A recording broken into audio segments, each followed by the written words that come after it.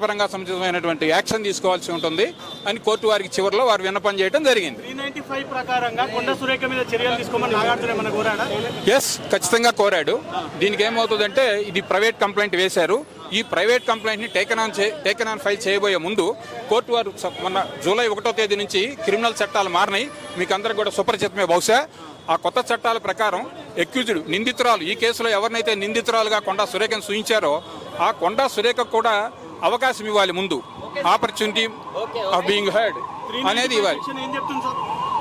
వాళ్ళకు కూడా అవకాశం ఇచ్చిన తర్వాతే కాగ్నిజెన్స్ టేకెన్ ఆన్ ఫైల్ చేయాలి. అలా చేసే అవకాశం ఉంది. అది చేస్తారు. వాళ్ళని కూడా పిలుస్తారు. ఫస్ట్ అవకాశం ఇస్తారు, ముందు అవకాశం ఇస్తారు. Before that court is not going to give a CC number. That's what the law says. అది కాదు ఈరోజు జరిగింది. Only criminal defamation. It is called civil defamation. The other day I came into news. I come across the news of he is going to file for 100 crores. It is called a civil defamation, whereas this is a criminal defamation. They need not pay even a single pie except 1 rupee or 2 rupee stamps for petitions. For each and every petition we have to affix 1 rupee stamp, not more than that. It is only Amala edana statement ichara? No, just accompanied her husband. Supriya had given a statement. She was the witness. Statement ee roju tho ayipoyindi. Further proceedings ela untayi? Proceedings అదే కదా చెప్తా ఉంది మీకు. ఇంకొక witness ఉన్నారు. ఆ విట్నెస్ని వీళ్ళు కావాలంటే ఆ విట్నెస్ని కూడా కోర్టు వారు ఎగ్జామిన్ చేస్తారు. అదర్వైజ్ ఆ విట్నెస్తో చాలు మా ఇద్దరికి సరిపోతాయని వీరు భావిస్తే అది వీరి ఇష్టం. ఆప్షన్ వీరికే ఉంటుంది. కంప్లైనెంట్కే ఉంటుంది. Samantha no way concern in this matter. Only Nagarjuna and his 2 witnesses. Already first witness also disposed. ఆవిడ సాక్ష్యాన్ని కోర్టు వారి ముందు చెప్పడం జరిగింది. ఇంకొక సెకండ్ విట్నెస్ ఉన్నారు. వారిని కోర్టు వారు ఈరోజు ఇంకా విచారించలేదు. ఆ విచారించవలసిన అవసరం ఉందా లేదా అనేది కూడా కోర్టు వారి నిర్ణయం తీసుకోవచ్చు. వీరే మాకు అవసరం లేదు, మా రెండింటితోనే మీరు కోర్టు వారి నిర్ణయం తీసుకోండి అంటే కోర్టు వారికి నిర్ణయం తీసుకునేటువంటి అధికారం ఉంది. కాకపోతే మారిన క్రిమినల్ చట్టాల ప్రకారం వారికి ముందు ఒకసారి అవకాశాలు ఇవ్వాలి. ఎవరికి? కొండా సురేఖకు కూడా ఒక ఇది పంపిస్తారు. మీ అభ్యంతరం ఏమిటి? మీ మీద so and so person case file చేశారు, వారి యొక్క రెప్యుటేషన్ మీరు భంగపరిచారని చెప్పి దానికి మీ అభ్యంతరం ఏమిటో తెలుసుకోండి కోర్టు ముందని చెప్పి ముందు ఇస్తారు. ఆ ఇచ్చిన తదుపరి మాత్రమే దాన్ని సీసీ నంబర్ చేస్తారు. అది ప్రజెంట్ ఉన్నటువంటి చట్టం. క్రిమినల్ యాక్టివిటీ జరిగింది అంటే ఏ పోలీస్ స్టేషన్ కి ఆదేశిస్తుంది కోర్టు? పోలీస్ స్టేషన్ కాదు, నిర్ణయం కోర్టు పరిధిలోకి వచ్చింది. ఇది పూర్తిగా ఏ జ్యూరి సెక్షన్లో అయితే జరిగిందో, ఇక్కడ లంగర్ హౌస్ అని చెప్పారు. ఆ కోర్టు అది ఏ పోలీస్ స్టేషన్ పరిధిలో ఎప్పుడు కోర్టు వారు పోలీసు వారికి రిఫర్ చేసిన సందర్భంలో అది అప్లై అవుతుంది. సీసీ నంబర్ ఇచ్చిన తర్వాత ఆ తదుపరి మాత్రమే కోర్టు వారు పోలీస్ స్టేషన్ వారికి లంగర్ హౌస్ వారికి రిఫర్ చేసే పరిస్థితి ఉన్నది. ఎందుకంటే జ్యూరి సెక్షన్ అక్కడ. కొండా సురేఖ తప్పు చేసినట్టు తేలితే కొండా సురేఖకు ఎలాంటి శిక్ష విధించవచ్చు? ఖచ్చితంగా పనిష్మెంట్ పడుతుంది లేటెస్ట్ చట్టాల్లో. అది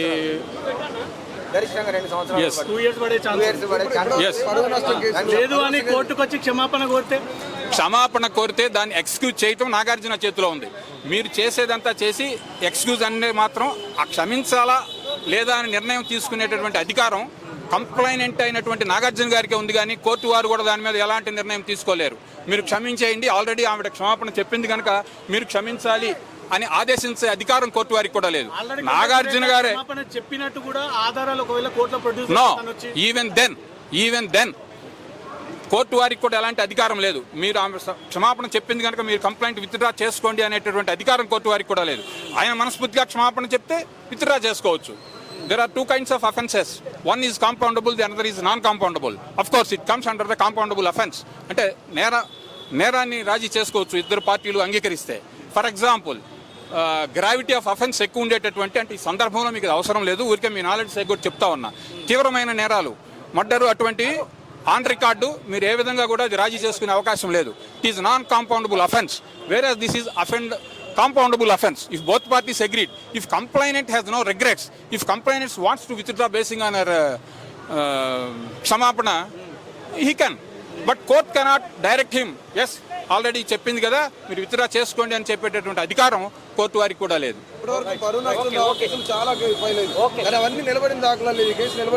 నిలబడే అవకాశం ఉంటుందా అంటే పెట్టిన వాళ్ళు ఇది ఫ్యాక్ట్ అని నిరూపణ చేస్తే ఉండదు. ఊరికి ఎలిగేషన్ అంటారు. ఇప్పటి వరకు ఆనరబుల్ మినిస్టర్ కొండా సురేఖ గారు చేసింది కేవలం ఎలిగేషన్ మాత్రమే. ఒకరి మీద ఏవైనా ఒక ఎలిగేషన్ చేస్తే ఆ ఎలిగేషన్ నిరూపించవలసినటువంటి బాధ్యత వాళ్ళది.